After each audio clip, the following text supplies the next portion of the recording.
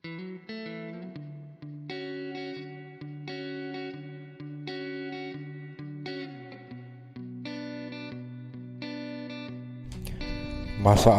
adalah keraguan, situasi yang tidak diingini, cabaran dan peluang yang dihadapi dalam kehidupan.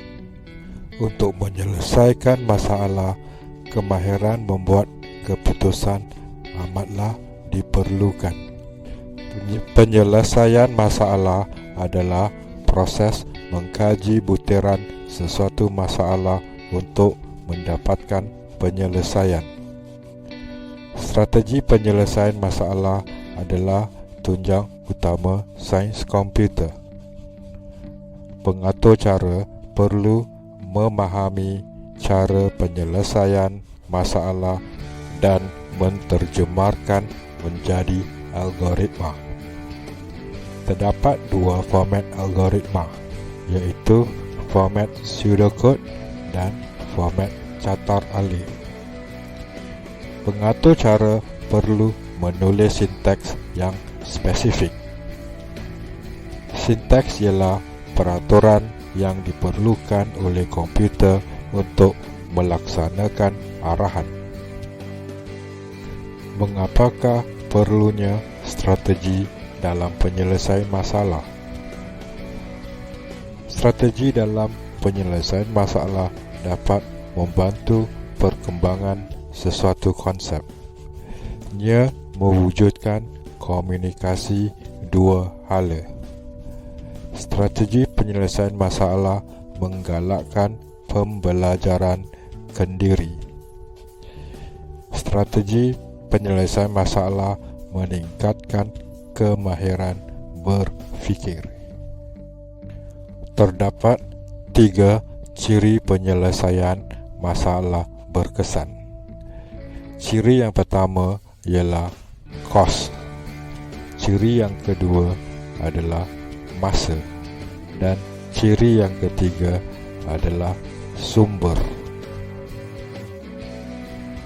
Kos merupakan harga yang perlu dibayar untuk memperoleh, mengeluarkan dan menyelenggara. Biasanya wang, masa, tenaga dan perbelanjaan. Projek normal adalah projek yang disiapkan mengikut masa dan kos yang diperuntukkan. Crashing cost adalah usaha yang maksimum untuk menyelesaikan projek dalam masa yang terpendek. Kos meningkat apabila tempoh masa meningkat. Masa merujuk kepada projek disiapkan mengikut tempoh masa yang ditetapkan. Aktiviti perlaksanaan yang tertunda ataupun lambat akan meningkatkan kos. Keperluan menyiapkan projek dalam masa tercepat ataupun terhad juga meningkatkan kos.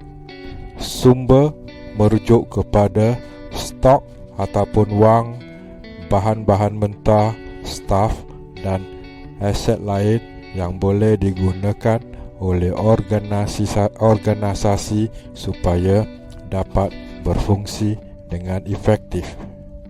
Sumber diperlukan untuk menjana hasil atau perkhidmatan. Contohnya ialah sumber manusia, sumber kewangan. Perancangan sumber adalah tanggungjawab pihak pengurusan untuk mendapatkan keputusan yang optimum.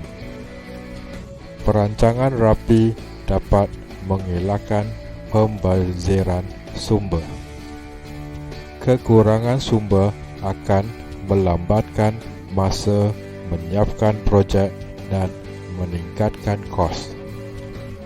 Penjadualan sumber adalah perlu untuk mengelakkan kelewatan projek. Berikut adalah proses penyelesaian masalah. Langkah pertama, kumpulkan dan analisis data. Langkah kedua, tentukan masalah. Langkah ketiga, jana idea dan hapuskan halangan. Langkah 4, jana penyelesaian. Langkah 5, tentukan tindakan. Langkah 6, laksanakan penyelesaian. Langkah 7, buat penilaian. Langkah 8, buat penambahbaikan. Di dalam proses mengumpul dan menganalisis data, terdapat dua aktiviti, iaitu mengumpul data tentang punca dan skop masalah, mengenal pasti hal yang berkaitan dengan situasi. Di dalam proses menentukan masalah, terdapat aktiviti mengenal pasti masalah utama yang perlu diselesaikan, mengenal pasti masalah seterusnya. Dalam proses menjana idea, kita perlu menyenaraikan beberapa idea yang dapat digunakan untuk menyelesaikan masalah. Dalam proses menjana penyelesaian, terdapat aktiviti menyenaraikan idea atau langkah semasa merancang penyelesaian. Dalam proses menjana tindakan, kita perlu membuat pilihan terbaik daripada senarai idea yang dibuat.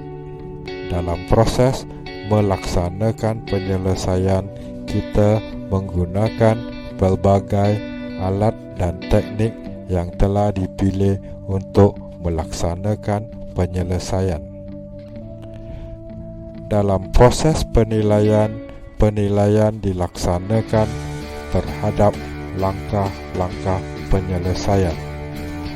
Pada proses penambahbaikan, setiap penyelesaian perlu ditambah baik jika ada kekurangan dan mengikut keperluan.